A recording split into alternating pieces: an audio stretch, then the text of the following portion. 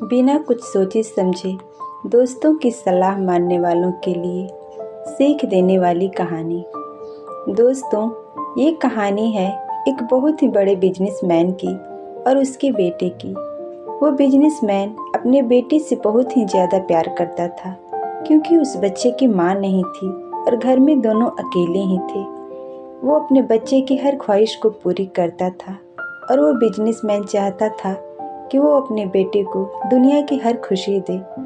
अब वह बच्चा समय के साथ धीरे धीरे बड़ा होता गया। उसने अच्छे से पढ़ाई भी की और अब उसके ग्रेजुएशन का दिन नज़दीक आने वाला था, क्योंकि अब उसकी पढ़ाई पूरी होने वाली थी और वो चाहता था कि उसके पापा उसे एक स्पोर्ट्स कार गिफ्ट करें। उसे स्पोर्ट्स कार के शोरूम में गया और उसने तय भी किया कि उसको कौन सी स्पोर्ट्स कार गिफ्ट में चाहिए। फिर उसके बाद वो रोज़ अपने पापा को इनडायरेक्टली ये सब कहता रहता था कि ये कार मार्केट में नई आई है पापा, मेरे दोस्त के पापा उसको स्पोर्ट्स कार गिफ्ट करने वाले हैं, फलाने शोरूम में अच्छी अच्छी गाड़ियाँ मिलती है, वगैरह वगैरह। ऐसे ही अपने पापा को हर दिन हिंट देता रहता था, लेकिन उसके पापा एक स्माइल के साथ बात को घुमा दिया करते थे। आखिरकार वो दिन आ ही गया जिसका उस लड़के को इंतजार था।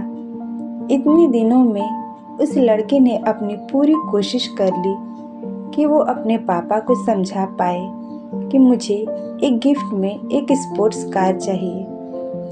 उसके बाद उस दिन वो लड़का खुश होकर घर पर गया। घर पर उसके पापा एक बॉक्स लेकर खड़े हुए थे, जिसको उन्होंने पूरा सजाया हुआ था। लड़का अब समझ गया था कि आज मेरे पापा मुझे वो स्पोर्ट्स कार गिफ्ट कर ही देंगे और मेरे पापा दुनिया के सबसे बेस्ट पापा हैं। उसके बाद उसने उस बॉक्स को जल्दी से खोला। उसे लगा कि उसके अंदर कार की चाबी वगैरह होगी, लेकिन उसने देखा कि उसके अंदर चाबी नहीं बल्कि एक किताब है।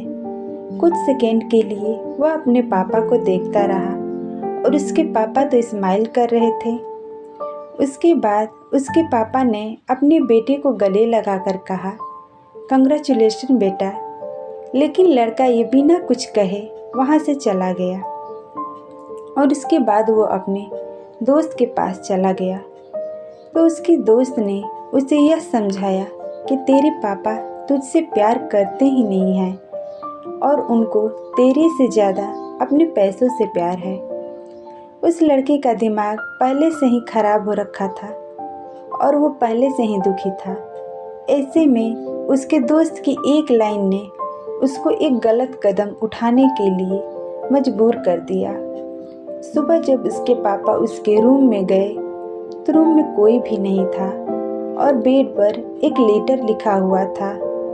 उसमें यह लिखा हुआ था कि पापा, मुझे लगा था कि आप मुझसे बहुत प्यार करते हैं, लेकिन मैं गलत था और आज मुझे मेरी माँ की याद आ रही है।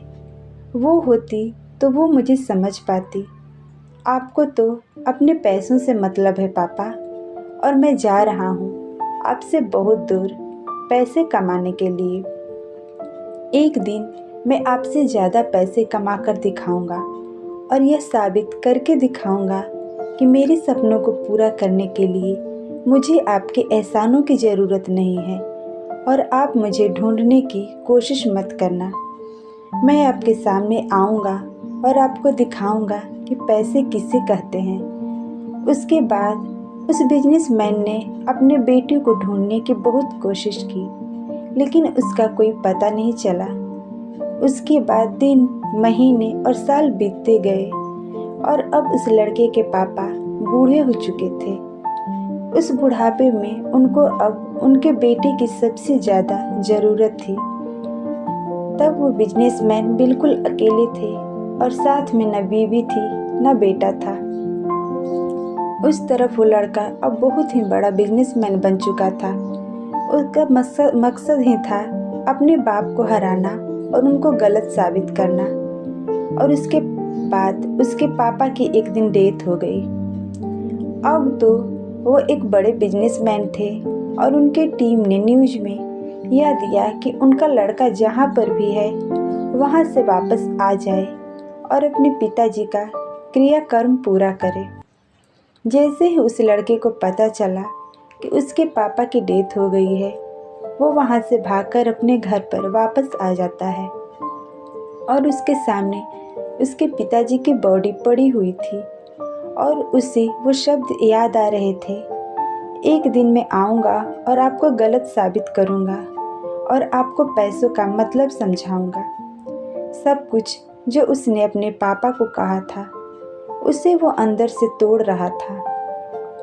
उसे यह एहसास हुआ कि मैं कौन सी रेस में भाग रहा था और सब कुछ जीतकर भी मैं तो हार ही गया हूँ।